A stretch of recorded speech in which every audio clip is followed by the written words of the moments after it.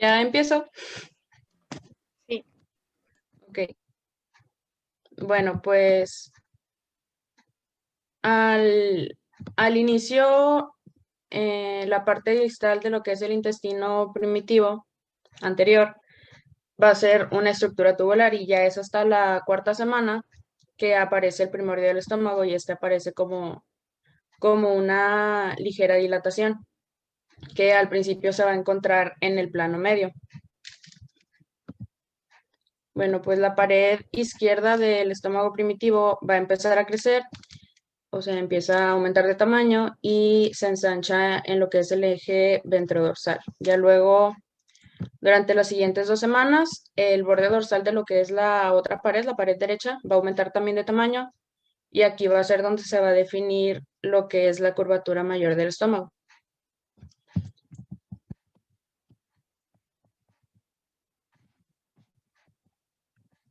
Ok, la rotación ahora. Bueno, pues como dije, a medida que va aumentando el estómago, va a aumentar también el tamaño y va rotando. Entonces, esta rotación va a ser lenta y es de 90 grados. La rotación es en sentido de las agujas del reloj y esto sí se ve desde el extremo craneal. ¿No? Los efectos de esta rotación son, pues primero, que el borde ventral, que viene siendo la curvatura menor, se va a desplazar hacia la derecha y al contrario, el borde dorsal, que es la curvatura mayor, se va a desplazar hacia la izquierda. Otro es que el lado izquierdo se convierte en la superficie ventral y el lado derecho en la dorsal. También su región craneal se va a desplazar hacia la izquierda y hacia abajo, mientras que la caudal hacia la derecha y hacia arriba. Y pues su posición final va, bueno, le das a la siguiente. Bueno, su posición final va a ser con su eje longitudinal casi transversal y esto es respecto al eje longitudinal del cuerpo. Bueno, los mesos del estómago son el mesogastrio dorsal primitivo y el mesogastrio ventral primitivo. El dorsal primitivo es el que suspende el estómago. Aquí se ven en la imagen. Es el que suspende el estómago y este también contiene el vaso y el tronco celíaco. Y el mesogastrio ventral primitivo es el que se une al estómago y este también une el duodeno al hígado.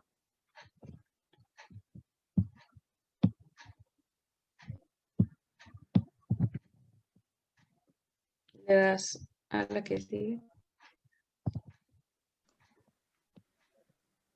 Hay dudas de lo que es el estómago, las dilataciones y la posición que va a obtener. Yo he visto de que tienen como un tipo de cortina, ¿no? No, es de que no recuerdo cómo se llama, bueno, cuál es su nombre. La parte que cuelga debajo del estómago. El Se epiplón. llama delantal epiploico. ¿Cómo se llama, perdón? Puede ser delantal epiploico o epiplón mayor. Ok. Pero eso lo vamos a checar ahorita con lo de la bolsa epiploica también. Ok. Pero de la posición y la forma que toma, no hay dudas.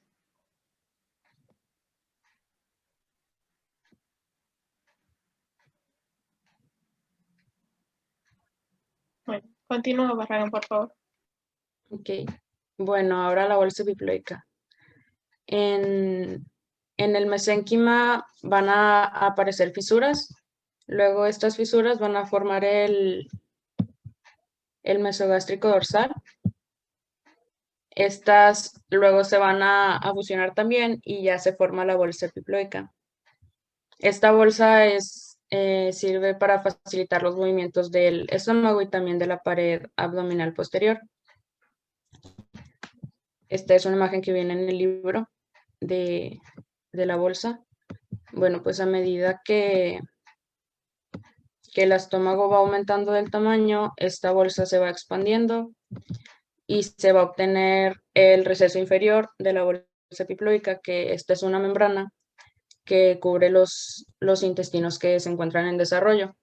Este receso inferior luego va a desaparecer a medida que se van a fusionar las capas del epiplón.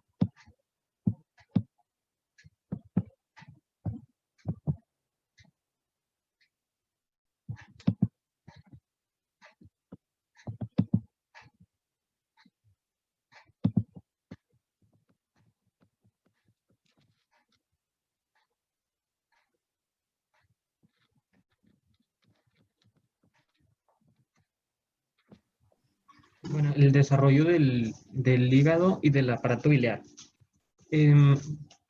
Tanto el hígado como la vesícula biliar y las vías biliares surgen del divertículo hepático. Este divertículo hepático, permítame un segundo. Un segundito, disculpen. Este divertículo hepático que podemos ver justamente aquí, se forma o surge o se origina a inicios de la cuarta semana y surge de la parte distal del intestino primitivo anterior. ¿Sí? ¿Le podemos dar, por favor?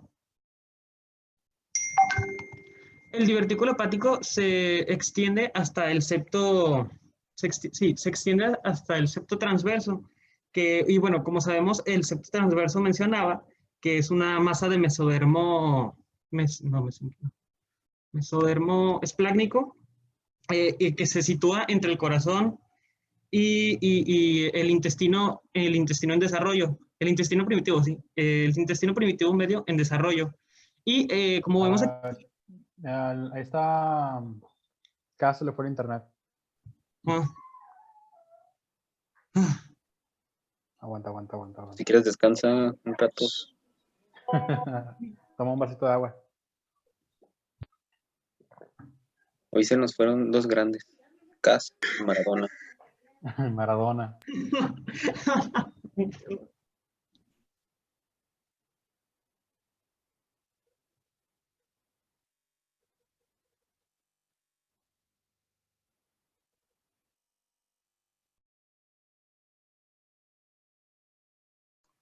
Listo.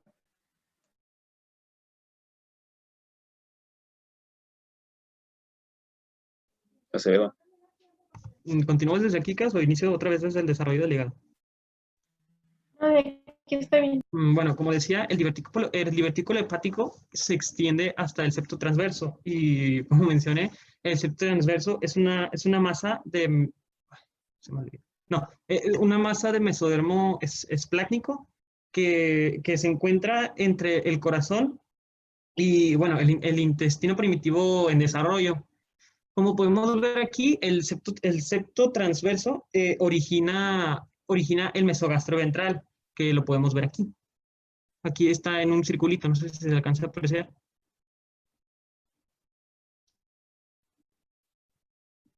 ¿Sí?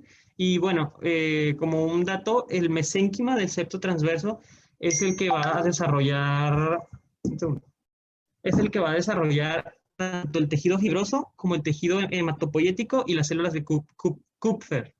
¿Lo podemos dar, por favor? Bueno, el divertículo hepático crece muy rápidamente y conforme crece se divide en dos partes, que la parte craneal, la cual es más grande y será el primordio del hígado, como lo podemos ver aquí. Lo podemos ver en esta parte.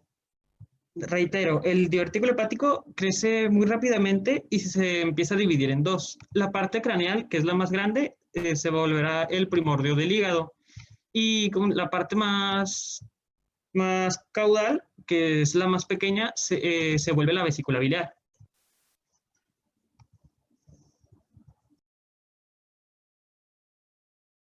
¿Le podemos dar?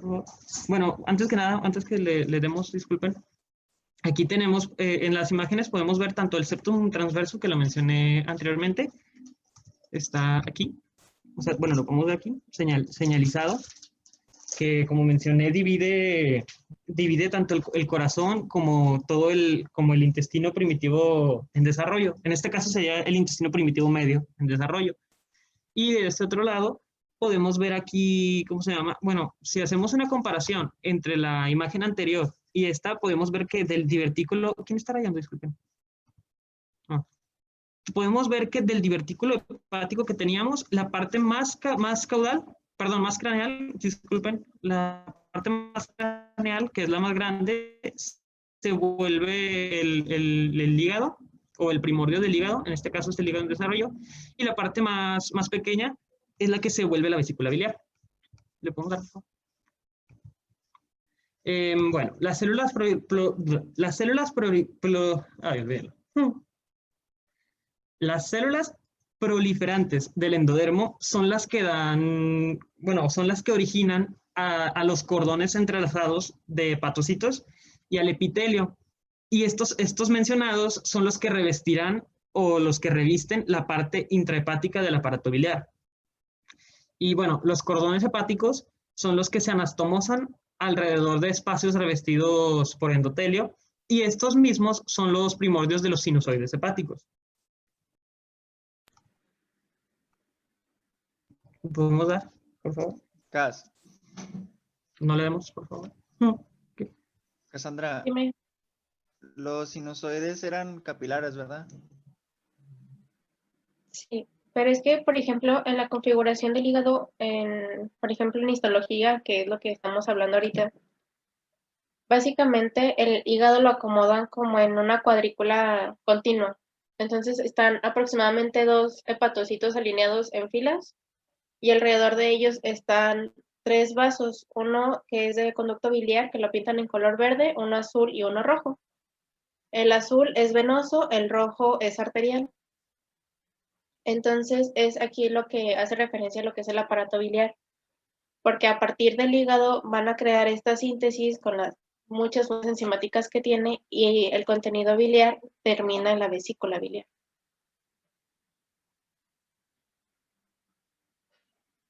¿Sí?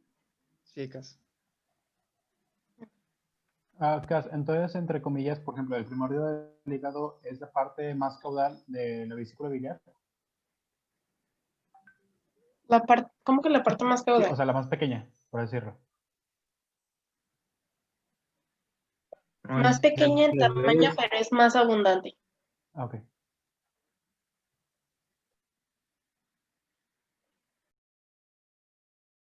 Bueno, continuando, el hígado entre la 5ª y la 10ª semana va a ocupar una parte muy importante de la cavidad abdominal, que es la parte superior.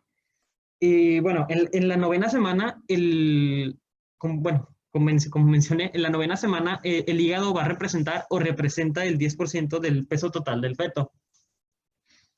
Y bueno, la cantidad de sangre, la cantidad de sangre oxigenada,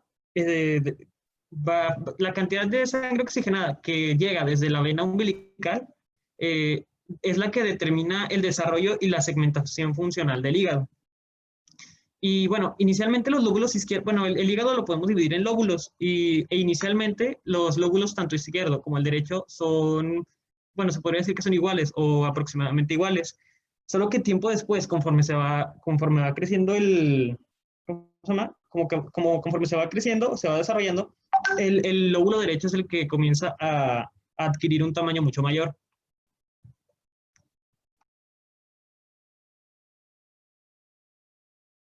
Y bueno, el colédoco es el tallo.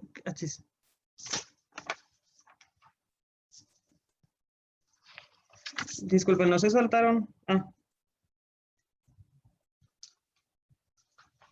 No, se me hace que está mal ordenada la diapositiva, pero bueno, el colédoco es lo que conocemos como el tallo que conecta tanto los conductos, que conecta el conducto hepático y el conducto cístico al duodeno, ¿sí? Y de hecho, la bilis alcanza... Sí, era la bilis. Sí, la bilis alcanza al duodeno a través de este colédoco, perdón. Y bueno, ¿cuándo alcanza la bilis al colédoco? La alcanza en la semana 13 y, ¿cómo se llama? Gracias a esto, el meconio adquiere una coloración verde, un tanto verde oscura. Sí. ¿Le podemos dar, por favor? Y bueno, aquí ya pasamos al mesenterio ventral. Y este va a generar, ¿cómo se llama? Estructuras que es tanto el aumento menor y del aumento menor, bien, el aumento menor lo conocemos más, bueno, también lo podemos conocer o lo podemos llamar epiplón, ¿sí? Y este genera tanto el ligamento hepatogástrico, que este va del hígado a la curvatura menor del estómago, y también tenemos el ligamento hepatoduodenal, que va del hígado al duodeno. El ligamento, y también del mesenterio ventral tenemos el ligamento falciforme, que este va del hígado a la pared abdominal anterior. También el mesenterio ventral es el que forma el peritoneo visceral del hígado.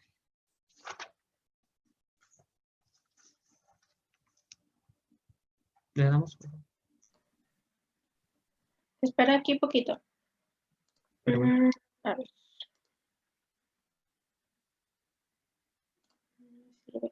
¿Me dejan compartir, por favor?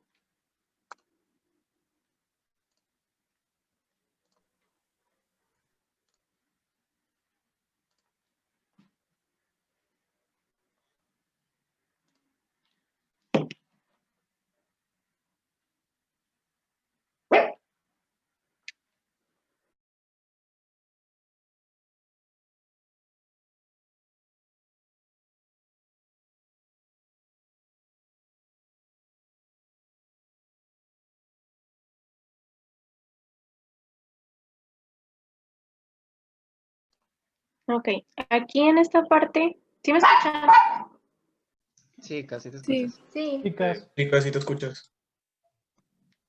Aquí en esta parte podemos visualizar tanto el epiplón mayor como el menor. Esto ya se lo habíamos explicado cuando entraron ahí conmigo a ver lo de sistemas. El aumento menor, el epiplón menor, sale de la curvatura mayor y va hacia lo que es el hilio del hígado. El epiplón mayor, o bueno, viene del mesogastrio dorsal, que sabemos que lo que va a quedar del lado izquierdo del estómago era lo dorsal, y se va a estirar y dice que cubre todos los intestinos porque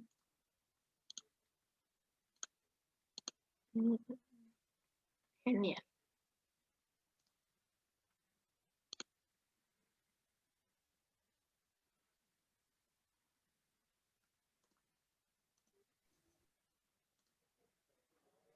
Porque aquí podemos apreciar. Ya. Porque aquí vemos cómo sale desde la parte inferior o desde la tuberosidad mayor, se dirige hacia abajo y se va a reflejar aquí. Y este se regresa por delante de todos los intestinos, cubriendo lo que es el colon transverso y se va a adherir hacia la pared posterior. También aquí tenemos el orificio omental o la bolsa, lo maneja como agujero, que es lo que conecta también aquí. Va a quedar en la parte superior. Luego la parte visceral de lo que es el recubrimiento del mesogastrio ventral del hígado, también lo podemos apreciar aquí con una delgada capa de lo que es el peritoneo visceral. ¿Sí?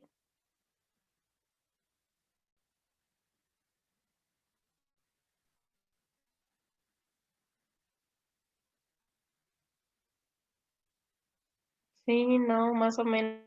Sí, Chicas, creo que sí. Sí, todo bien. Ok. de, Ahora sí ya pues. Cassandra, antes de, ¿Mandé? de hecho, antes de entrar al páncreas, también el libro mencionaba que el hígado estaba, bueno, por lo mismo que mencioné de que salía del mesenterio ventral, que el hígado estaba cubierto por peritoneo, excepto en una zona desnuda, que la maneja como zona de asfixia, perdón, asfixia creo. Sí, sí es correcto eso. Deja ver si tengo una cara posterior del hígado. Esas imágenes son del Nethercast. Sí.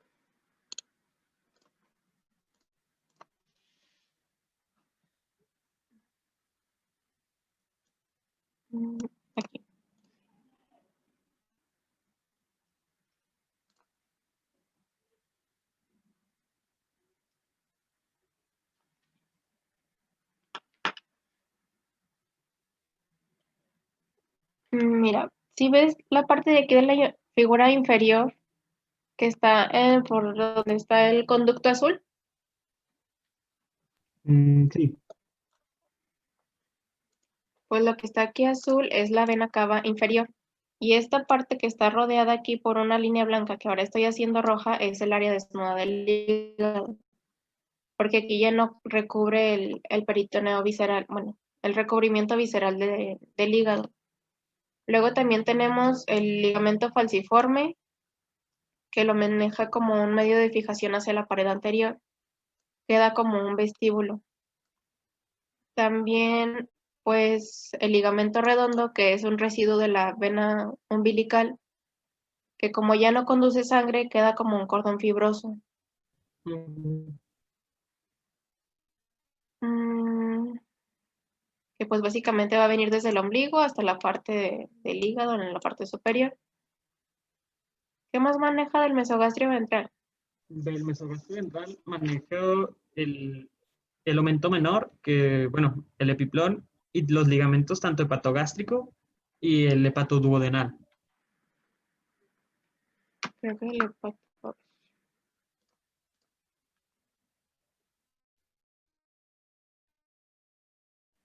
pues, bueno, eso ya lo digo.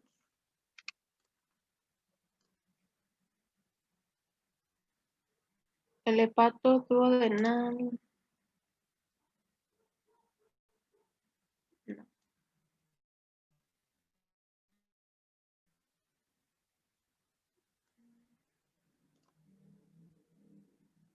Mira, este más o menos nos puede ayudar para relacionarnos. Si vemos la cercanía que tiene el duodeno con respecto a la cara inferior del hígado,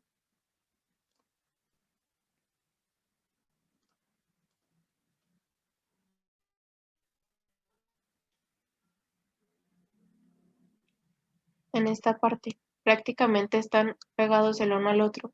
Y aquí podemos ver parte de lo que es el aumento menor desde la curvatura menor del estómago. ¿Cómo podremos saber cuándo es el menor o el mayor?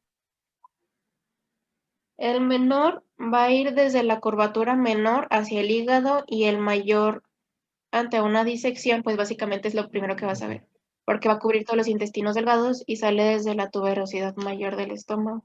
¿Y Entonces, solo sirven para cubrir, Cassandra? para protección, ¿no? Básicamente sí. Ujú.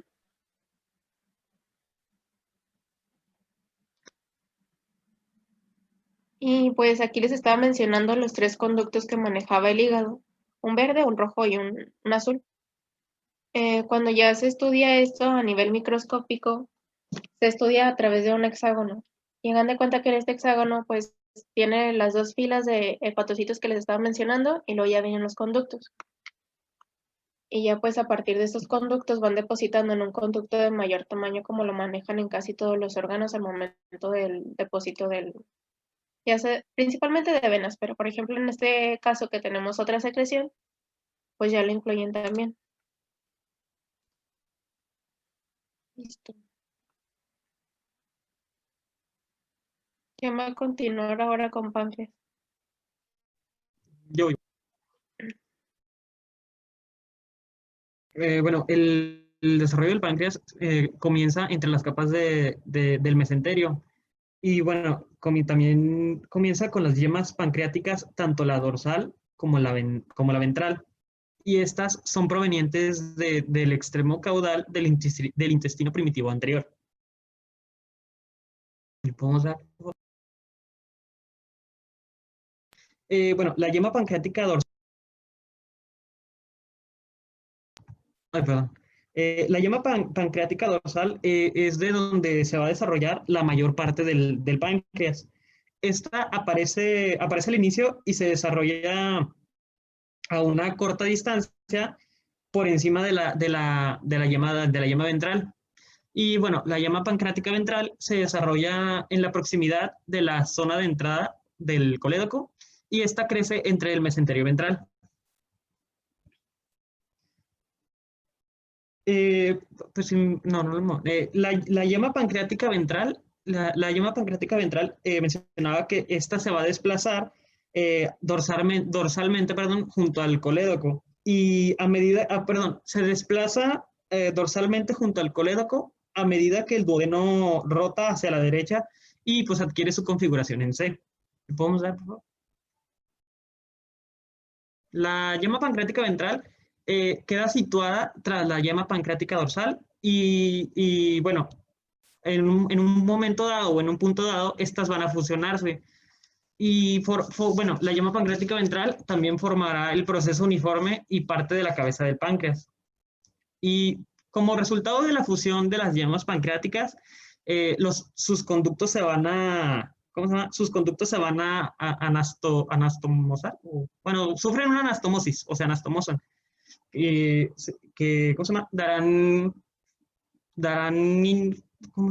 origen al conducto pancreático. Los conductos que se van a anastomosar son el conducto de la yema ventral y la parte distal del conducto de la yema dorsal. Ahí, ¿cómo se llama? Ay, perdón. ¿Le podemos dar, por favor? Si no, para mencionar algo. Bueno, mencionaba, ¿cómo se llama? Mencionaba también que hay al 9%, sí, creo que en el 9% de las personas o de los pacientes, los conductos, el conducto pancreático y el conducto, bueno, primero que nada, perdón, es que me está haciendo una disculpa.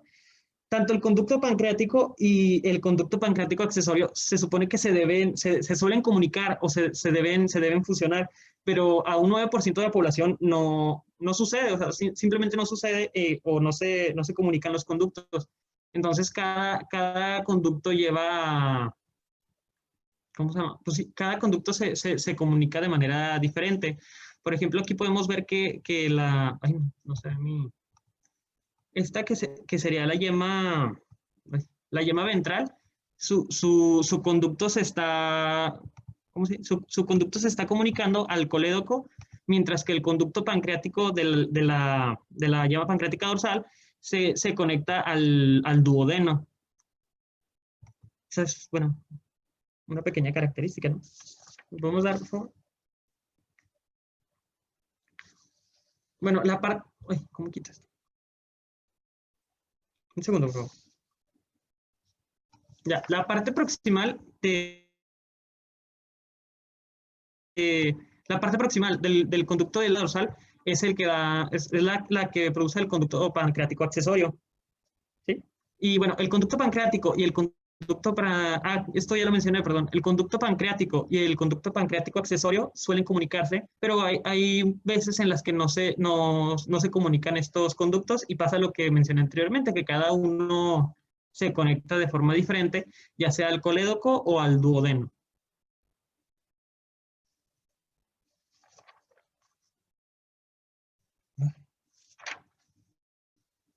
Podemos dar... bueno, hablando de la histogénesis del páncreas, tenemos parénquima del páncreas. Este procede del endodermo de las yemas pancreáticas y formará una red de túbulos. ¿Le podemos dar? Y bueno, aquí pasamos a hablar acerca de los acinos pancreáticos. Los acinos pancreáticos se desarrollan a partir de un grupo celular o de grupos celulares que se encontrarán rodeando los conductos pancreáticos primitivos al comienzo de un periodo al comienzo de un periodo fetal. Y los islotes pancreáticos, que también los menciona el libro, estos se desarrollan también se desarrollan a través de grupos celulares, en este caso son 3, que separan a los túbulos antes mencionados y quedan entre los acinos. Y aquí, bueno, aquí por ejemplo pusimos una imagen, no salen muchas referencias acerca de, no salen muchas imágenes, perdón, acerca de los acinos pancreáticos o los islotes pancreáticos, pero esta imagen está relacionada a los islotes pancreáticos. Aquí los podemos ver normal y bueno, también tenemos una patología que sería la diabetes tipo 1, que involucra también a un islote, obviamente no de manera normal, ¿no? Bueno, y aquí una pequeña pregunta, Cassandra, porque yo no supe explicarlo bien. Los acinos, pancreáticos, en todo caso, ¿qué serían? Primero, ¿el páncreas qué tipo de órgano es? ¿O qué estructura anatómica es? ¿Cómo? Es una glándula, ¿no? Una Es glándula. secretora endocrina, ¿no? Secretora endocrina.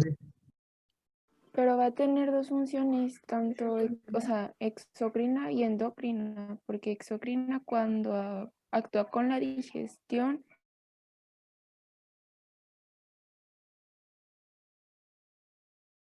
¿no? Que va a incluir glucoproteínas y todo eso para la digestión.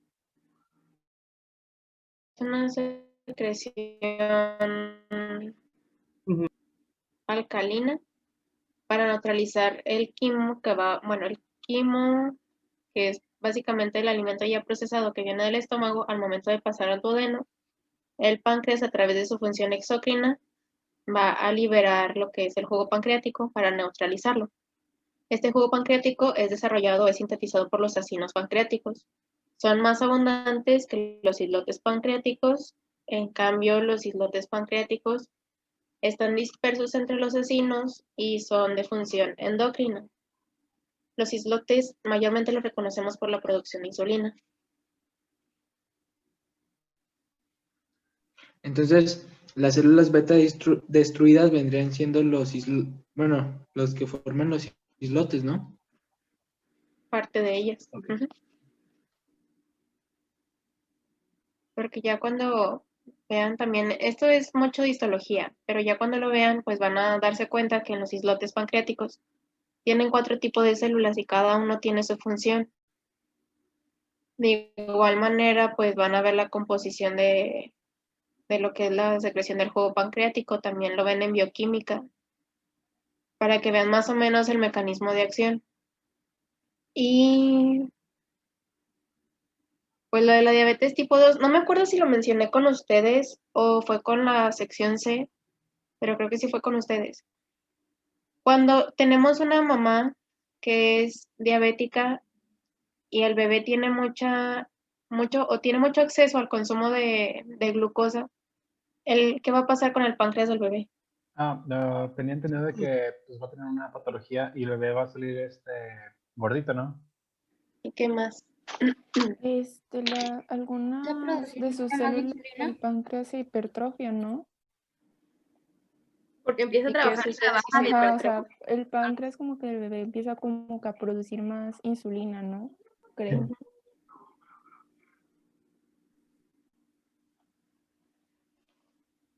Y por ejemplo, si acostumbramos a un producto o a un feto o a un bebé a consumir grandes cantidades de glucosa y el páncreas acelera su metabolismo, ¿qué va a pasar cuando nazca el bebé?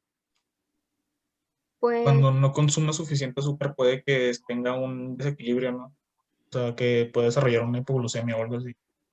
Así es. Es por eso que hacen mucho hincapié que en las mamás, bueno, en las embarazadas que son diabéticas, la atención postparto, tanto en ella como en el feto, sean cuidadosos con respecto a la glucemia de ambos. Porque también si baja mucho la glucosa de un feto al momento de estar secretando tanta insulina, pero no recibir la misma cantidad de glucosa que la que recibía en el embarazo, puede haber un daño cerebral porque no va a tener una nutrición adecuada. ¿Sí?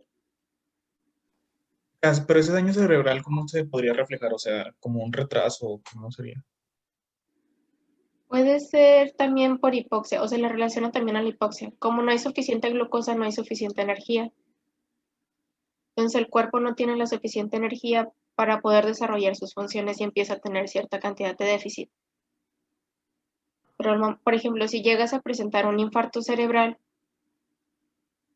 pues esa área del cerebro prácticamente se muere y ya no tienes acceso a esa área. Puede ser que tengas alguna falla motora, alguna falla del habla, o puede ser visual, pero ya dependiendo del área de la corteza que te dañe. Y por ejemplo, los fetos que pueden tener a llegar a ese tipo de hipoxia, no es viable que nazcan o de todos modos nacen. Es que las fallas ante cuestiones hipoglucémicas ya te das cuenta ya hasta que nacen. O sea, ya lo tienes que controlar ya hasta que nace. Sí es viable, pero necesitas cuidar la alimentación. Ok, gracias. Cas, ¿Dudas del ¿puedo páncreas? complementar la parte del hígado? Es que creo que faltó una parte. Sí, Bueno, según lo que mencionó mi compañero, a mi parecer faltó mencionar lo de la hematopoiesis que comienza durante la sexta semana y es lo que le va a otorgar al hígado una coloración rojiza brillante. Como les dijo, pues hacia la novena semana el hígado representa alrededor de 10% del peso del feto y las células hepáticas comienzan a formar la bilis durante la semana 12. Como mencionó mi compañero Acevedo, pues la parte caudal y pequeña del divertículo hepático es lo que sería la vesícula biliar. Y el tallo de dicho divertículo va a formar el conducto cístico, que es el tubo que transporta la bilis desde la vesícula biliar. El tallo que conecta los conductos hepáticos y cístico al duodeno es el coledoco y en un comienzo este conducto está unido a la parte ventral del asa duodenal y a medida que crece y empieza como a rotar, la conexión del coledoco queda en la parte dorsal, me parece del duodeno.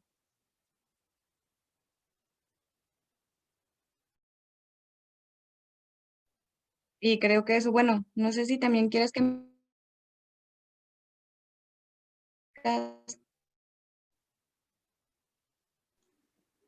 hasta ahorita no. Para tener primero más claro lo que es primero la formación y ya después vamos viendo patologías para que ya podamos relacionar las cosas. Oye, Kat, también algo que se me hizo interesante de eso, bueno, también chido, era lo de las células de Kupfer, ¿no? También son células que nada más se desarrollan en el hígado y pues se van a encargar de muchas actividad. ¿Cómo se dice? Son macrófagas, sí, células ¿Sí? ¿Cómo se dice? Macrófagas. Ándale, pues, entonces las células de Kupfer se van a encargar también de cierta forma eliminar todos los residuos que genera el hígado, tanto en el metabolismo del hierro como en el metabolismo de los eritrocitos.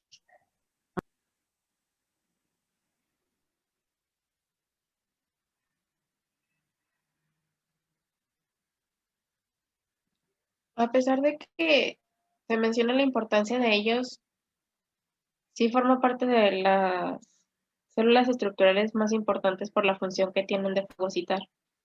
Porque como el hígado tiene muchas funciones metabólicas, pues los residuos también van a ser bastantes. Ándale, y de cierta manera, pues como también ahí se almacena el hierro, y recordemos que, bueno, ya ves que los eritrocitos tienen un tiempo de vida. Entonces, al momento de que terminan su tiempo de vida, pues se tiene que reutilizar lo que es el hierro, y ahí es, pues todo el hierro se almacena en el hígado para después otra vez reutilizarlo en la médula ósea. Así es. ¿Algo más que quieran agregar de lo que llamamos?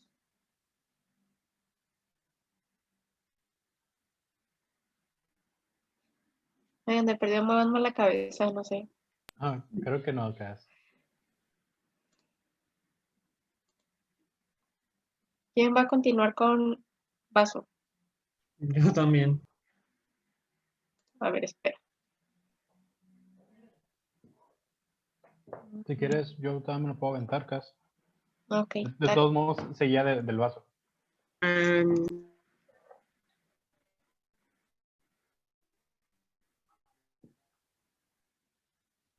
Unas 2 diapositivas más, creo.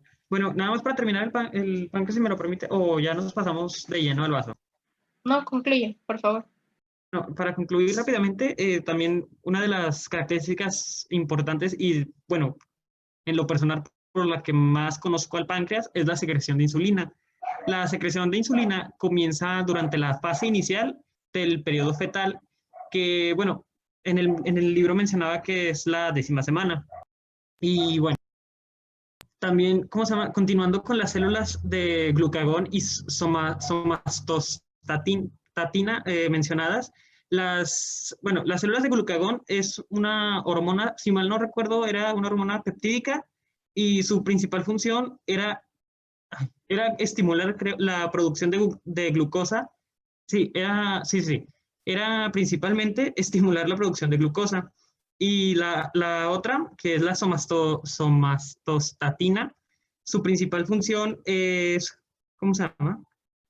Su principal función es inhibir a la hormona del crecimiento por la hipófisis. Y bueno, también tenía efectos como sobre el páncreas, del que estamos hablando, en donde también inhibe la secreción de insulina y de la anterior, que es el glucagón, perdón. El inicio de la presencia de glucagón lo tenemos a las 15 semanas y estas dos se desarrollan antes de la diferenciación de las células beta secretoras de insulina.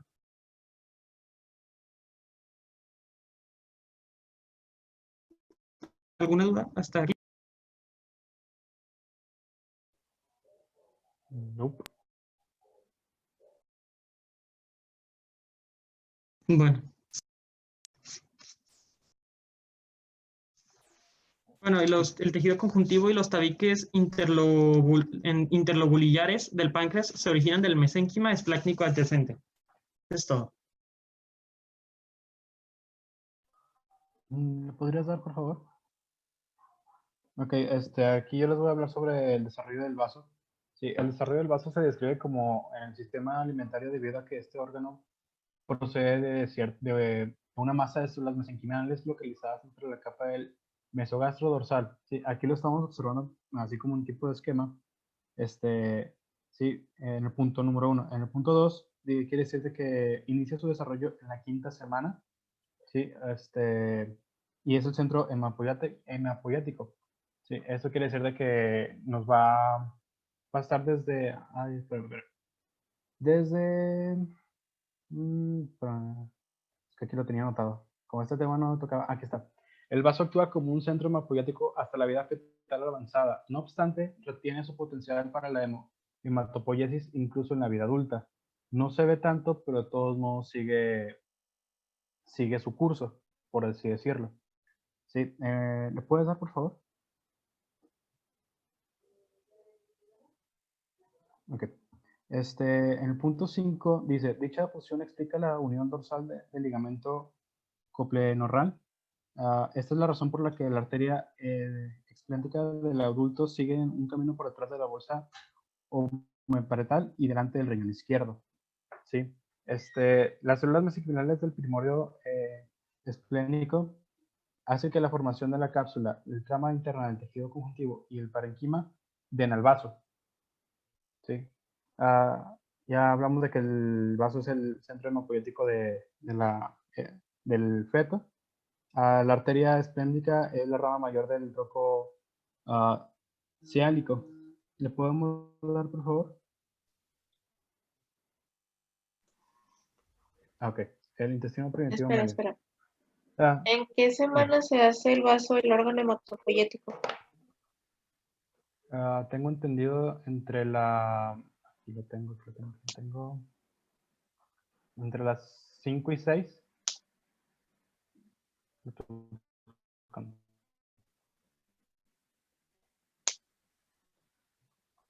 No, ¿qué hace eso? La verdad no sabría. Es en la 12, ¿no? Posterior del hígado, sí.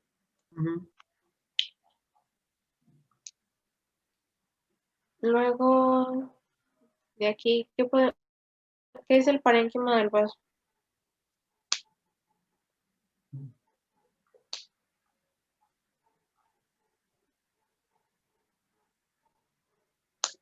Así como lo mencionamos en páncreas, ¿cómo podemos relacionar el parénquima en el vaso?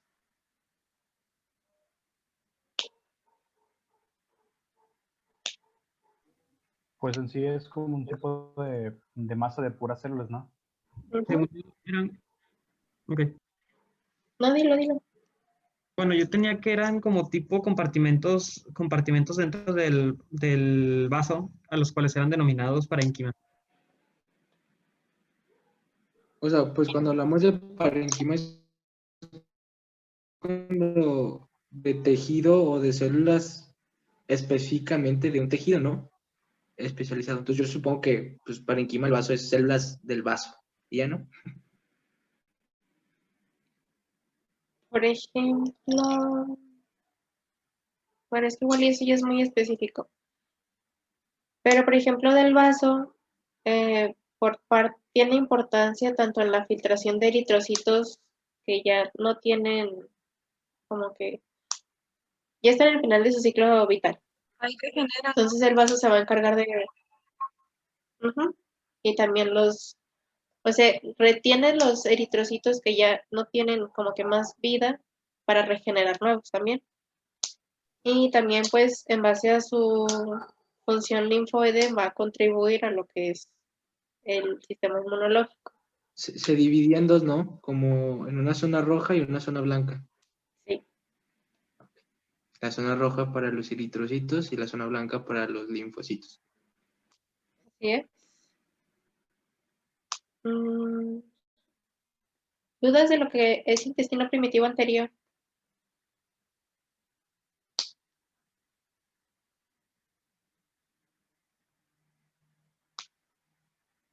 Yo tenía con lo de los epiplom, pero pues ya me quedó más claro con lo que nos explicaste ahorita. Cas, Dime. no recuerdo quién nos había explicado que el timo que madura en las células T degenera, creo que en la adolescencia. ¿Pasa lo mismo con el vaso o este sí se mantiene? No, el vaso sí se mantiene. Pero, por ejemplo, es un órgano muy sensible. Ante un accidente o ante algún traumatismo en lo que es abdomen o tórax, es lo primero que revisan porque también retiene mucha cantidad de sangre. Entonces, si hay daño en el vaso, puede ocurrir una hemorragia. Ok. O sea, porque mencionaba el libro que así va a actuar como centro hematopoyético, pero también dice que aún en la vida adulta se va a ver como rezagado, ¿no? O sea, como que retiene su potencial porque, según yo, se usa nada más cuando hay una pérdida de sangre. Es que, por ejemplo, ya en el adulto manejan más que los órganos hematopoyéticos está más asociado a la médula ósea. Pero pues, también en un adulto el vaso sigue contribuyendo a este.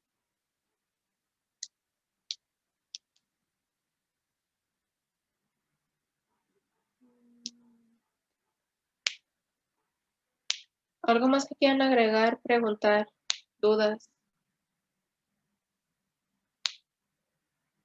Dice una compañera que no le entendió a la rotación del estómago, Cas. ¿Pueden regresar las diapositivas, por favor?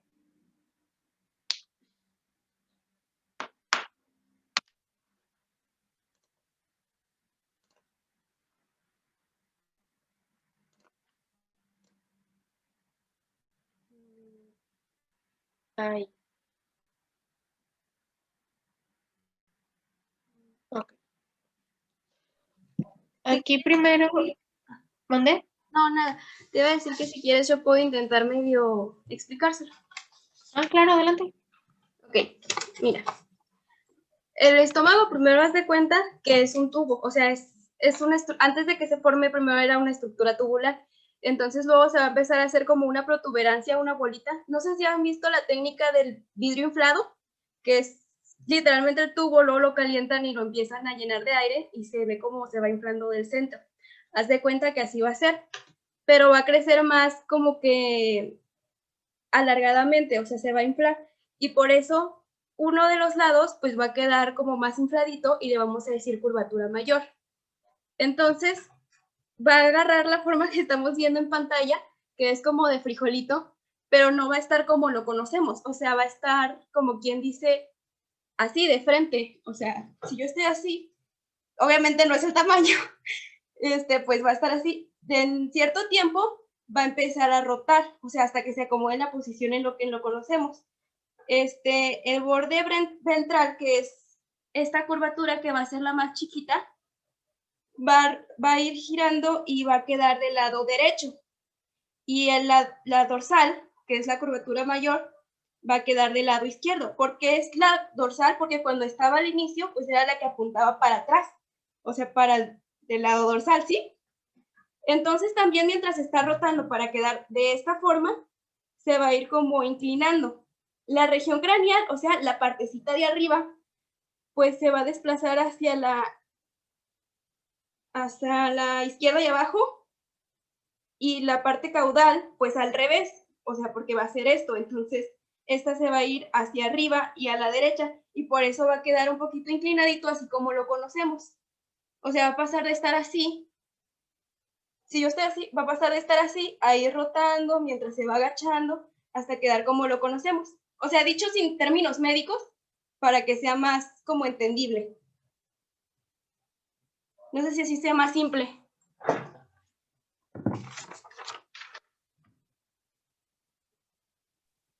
No, así estuvo muy bien. Muchas gracias. Por nada. Abajo son en posición anatómica. Ay, ¿cómo te haces eso?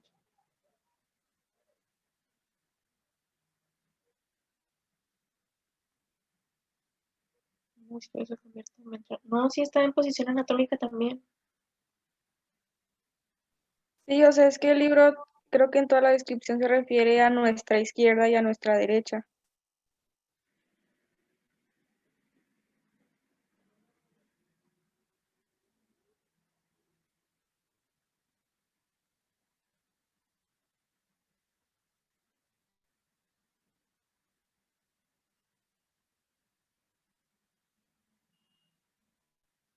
Es que, por ejemplo, si analizamos esto, el borde ventral, que va a ser la curvatura menor, queda del lado...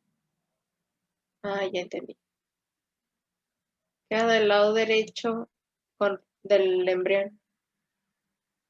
La curvatura menor queda del lado izquierdo, a nuestro lado derecho. Ya te entendí.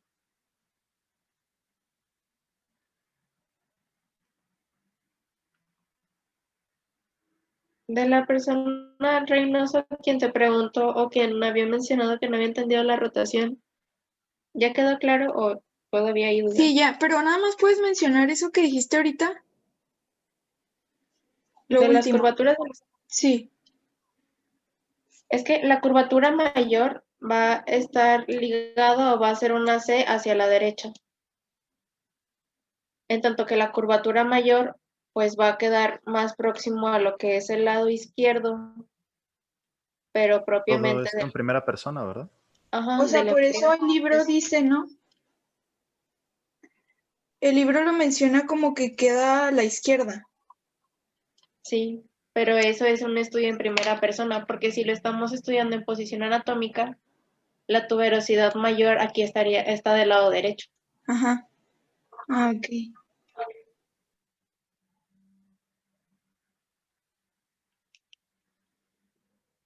¿Dudas? Ok. Entonces nos vemos el viernes con intestino primitivo medio y posterior. Ok, muy bien. Muchas Gracias, gracias, Carlos. adiós. Sandra. Gracias. Gracias. Gracias. Hasta el viernes. Gracias. Gracias, Cas. Adiós.